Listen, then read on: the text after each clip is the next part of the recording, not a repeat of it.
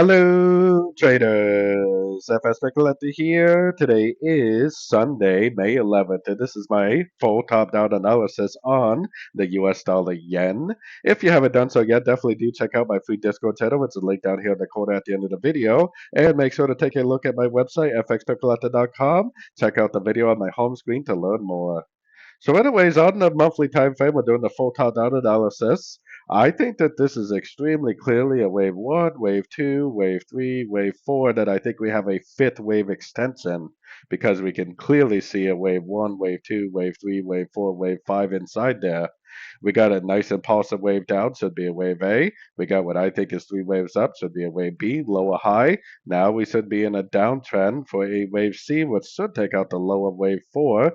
I think putting us down all the way to someplace around the 1.24 to I'm not sorry, the 124 to 126 area for a potential wave C. Now this is the monthly time frame. This is potentially going to take a year or maybe two to play out. But I don't care if you're trading all the way down on the 1 minute time frame. The full top down analysis is extremely important, no matter what time frame you're trading on for your primary direction. So going down to the weekly time frame, on the weekly time frame, yes, we are definitely going up pretty strong last couple of weeks, but we definitely don't have a break of structure. We definitely don't have a higher low. There's no reason whatsoever to think that this move up is nothing more than a pullback to this last move, and it likely is going to make a lower high at some point and just keep on going down. So keep in mind that the trend is definitely still down on the weekly. Going down to the daily time frame. On the daily time frame is where I got my Fibonacci retracement on that last wave down that I just explained on the weekly. Definitely an impulsive five-wave move. Now that means this move up right here, especially because of how overlapping this is I think very, very likely just a pullback to this move. I would keep a very close eye on your fib levels. There was actually one point where it looked like it was already over, but then it went down and made a higher low. If you think a correction is over, like let's say it bounces now and it goes down and makes a higher low and turns back up, that means that the correction is not over.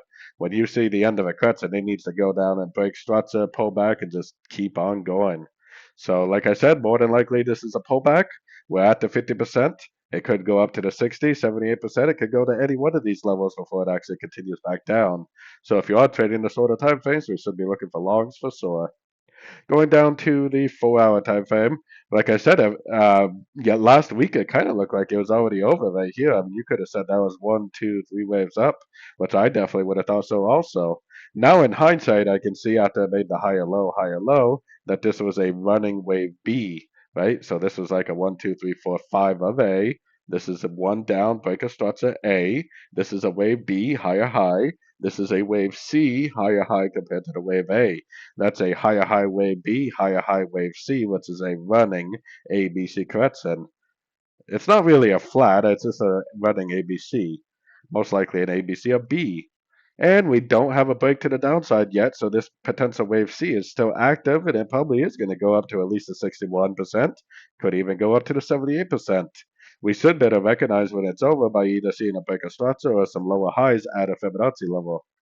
So anyways, go down to the 1 hour time frame. Since we don't have any proof that it's over on the higher time frames, we should still be looking for either breaks of structure to the upside for logs or potentially higher lows, because more than likely this trend right here is not over. More than likely we're just in a subdivision, probably pushing up to at least the 61%, possibly even the 78% Fibonacci retracement. So anyways, don't forget to like and subscribe, and as always, thank you for watching and happy trading.